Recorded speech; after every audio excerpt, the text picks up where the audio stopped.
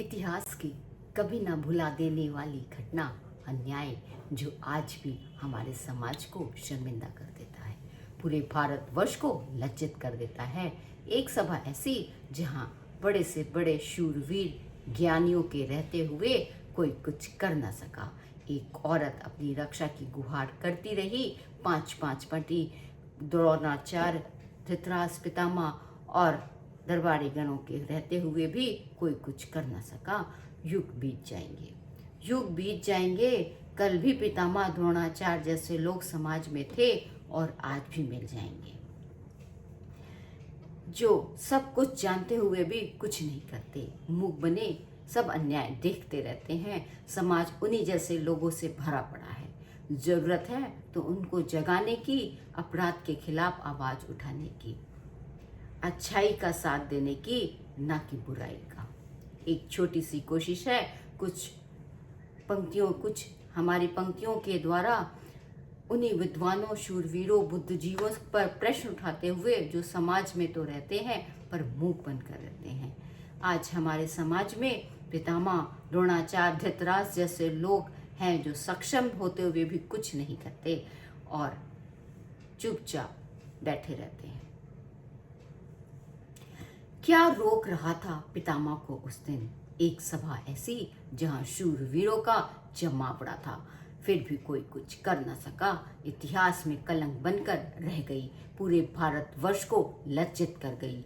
भूलने से भी भूली जा नहीं सकती, पीढ़ी दर पीढ़ी सवाल पूछती रहेगी। क्या रोक रहा था पितामह को उस दिन? आखिर क्यों हुई अपमानित कुलवधू? लाज उसकी क्यों ना रखी, आवाज क्यों ना उठाई, उसी समय ही क्यों ना युद्ध छिड़ा?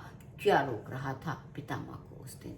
चीखती रही, रोती रही, बिलखती रही, चीखती रही, रोती रही, बिलखती रही, गुहार पे गुहार लगाती रही। कोई तो उठो, कोई तो उठो, अस्त्र उठाओ, मेरी लाज बचाओ। पर वहां बैठे किसी के भी कानों तक गुहार ना पहुंची, जैसे सभा वीरों की नहीं कायरों की हो। क्या रोक रहा था पितामह को उस दिन? सभा में मूक थे, कान होते हुए भी बधिर थे। नारी की इज्जत क्या किसी प्रतिज्ञा से बड़ी होती है जो तोड़ी जा नहीं सकती? अधर्म आंखों के सामने होता रहा और सब मुंह झुकाए बैठे रहे। शर्म से मर क्यों ना गए उस दिन?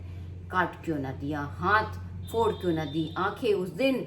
क्या रोक रहा था पितामह को उस दिन? बस अब तो एक आस थी तो अपने कृष्णा पर, अपने मोहन पर, अपने सखा पर।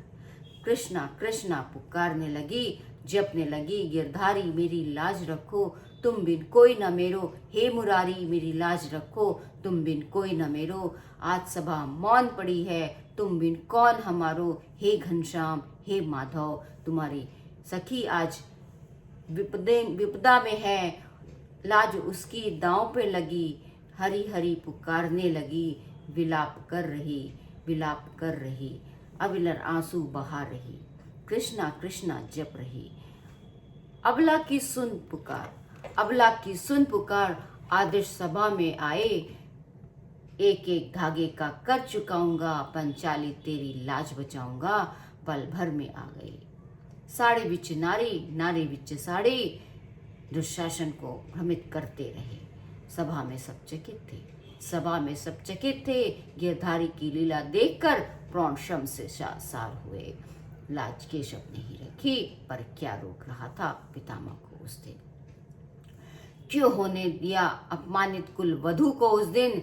क्यों कलंकित होने दिया भारतवर्ष को उस दिन? क्यों ना बांध ली आंखों में पट्टी उस दिन? क्या रोक रहा था पितामह को उस दिन?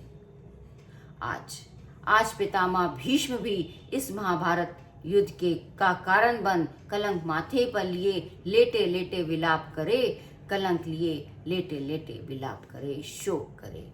क्या रोक रहा था पितामह को उस दिन? अब वो भी क्षण आया जब लिए प्रश्नों की पोटली द्रौपदी पितामह के पास चली, पूछे कुछ कटु वचन।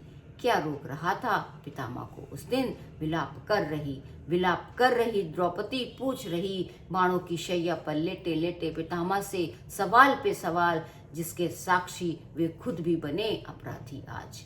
क्या रोक रहा था पितामह को उस दिन? क्यों दिया अधर्म का साथ उस दिन? माना थे प्रतिज्ञाबद्ध उस दिन।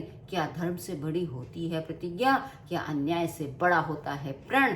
क्या नारी की इज्जत किसी नीति से बड़ी होती है? कलंक बनकर रह गया इतिहास, कलंक बनकर रह गया इतिहास। क्या रोक रहा था पितामह को उस दिन? क्यों न निभाई पितामह की भूमिका उस दिन? क्यों निभाई केवल सिंहासन के संरक्षक की भूमिका उस दिन? तब कहाँ गए थे, तब कहाँ गए थे महान आदर्श हे गंगेश? तब क्यों न निकली मुख से ज्ञान की गंगा? क्या रोक रहा था पितामह को उस दिन? होती रही लज्जित, क्यों बैठे रहे मौन उस दिन? सत्यता, न्याय संगत, अपक्षपात कहाँ चली गई थी नीति उस दिन? तब क्यों न किया हस्तक्षेप उस दिन? क्या रोक रहा था पितामह को उस दिन? क्यों न किया मृत्यु को आलिंगन? क्यों भूल गए वरदान पिता का? क्यों बुत बने बैठे रहे उस दिन? पद पितामह का क्यों भूल गए तुम? क्या रोक रहा था पितामह को उस दिन? बोल भी क्या सकते थे पितामह? केवल विवशता का कारण ही दे सकते थे, शायद इसके सिवा और कुछ कर भी नहीं सकते थे। अपनी सफाई देने के सिवा और उनके पास कोई रास्ता ही नहीं था। क्या रोक रहा था पितामह को उस दिन? अंत समय जब आता है, अच्छाई बुराई, धर्म अधर्म, न्याय अन्याय सब एक साथ नजर आ जाता है, कर्मों का खाता खुल जाता है, आदमी पछताता तभी है। क्या रोक रहा था पितामह को उस दिन? बोले पितामह मृत्यु शैया पर लेटे लेटे, था विवश पुत्री उस दिन, था विवश पुत्री उस दिन, था मात्र कर्मचारी उस राज का उस दिन, था मेरे शरीर में अन्याय युग झुकाव उस दिन, था अधर्म का नमक रक्त में उस दिन। जैसा होगा अन्न वैसा होगा मन, जो दिया अधर्म का साथ उस दिन। जब विनाश मनुष्य का आता है तब बुद्धि स्फिर जाती है। विनाश का कारण सोचकर सर झुकाए बैठा रहा उस दिन, कुछ न कर पाया उस दिन। निकल गया अधर्म का रक्त, आज शैया पर पड़े पड़े पल पल रो रहा हूँ। आज असहाय होकर भी सुकून मिल रहा है, आज बेबस होकर भी अजय हूँ, आज पीड़ा में भी आनंदित हूँ, आज मरने पर भी खुश हूँ, आज जीवन की सारी पीड़ा रक्त बनकर बह रही है। आज जब तक अधर्म के रक्त की एक एक बूंद नहीं बह जाती, प्राण तन से निकलेंगे नहीं। कुछ न कर पाया उस दिन, कर्मों का फल भोग रहा हूँ, कलंक लिए ही जाऊंगा, क्या मुंह पूर्वजों को दिखाऊंगा। गुनाहगार हूँ, गुनाहगार ही रहूंगा, अपराधी हूँ तुम्हारा, अपराधी ही रहूंगा। मुझे क्षमा करो, अगर क्षमा कर सको। कुछ न कर पाया उस दिन। कलयुग का ये आरंभ है बेटी, यहाँ अधर्म धर्म पर भारी है, फिर भी अंत में जीत धर्म की होगी। महाभारत का युद्ध अधर्म पर धर्म की जीत का प्रतीक बनेगा, युगों युगों तक स्मरण रहेगा। अहंकार का अंत होगा, अब कोई पापी बच नहीं पाएगा। जब पाप का घड़ा भर जाता है, अंत तभी तो होता है। जब पाप का घड़ा भर जाता है, अंत तभी तो होता है। कुछ ना कर पाया उस दिन, कुछ ना कर पाया उस दिन। क्या रोक रहा था पितामह को उस दिन? अब इतिहास पूछ रहा सवाल पे सवाल, समाज की अनीतिपूर्ण घटना, अपराध, अधर्म पे बार बार। हर घाव भरने का मलहम दे देता है समाज। हो सकता है घाव भर भी जाए, हो सकता है घाव भर भी जाए, पर ठीक किया जा नहीं सकता, भुलाया जा नहीं सकता, उस दर्द को महसूस किया जा नहीं सकता, अपराधी का भी क्षमा किया जा नहीं सकता। क्या रोक रहा था पितामह को उस दिन? इतिहास की बातें तो इतिहास के पन्नों में दब कर रह जाएगी, पर दुख तो तब होता है जब इतिहास दोहराया जाता है। आज के धृतराष्ट्र बने समाज को जागना होगा।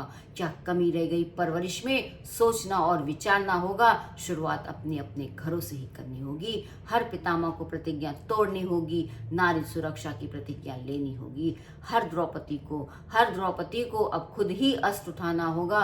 हर दुशासन का काल बनना होगा।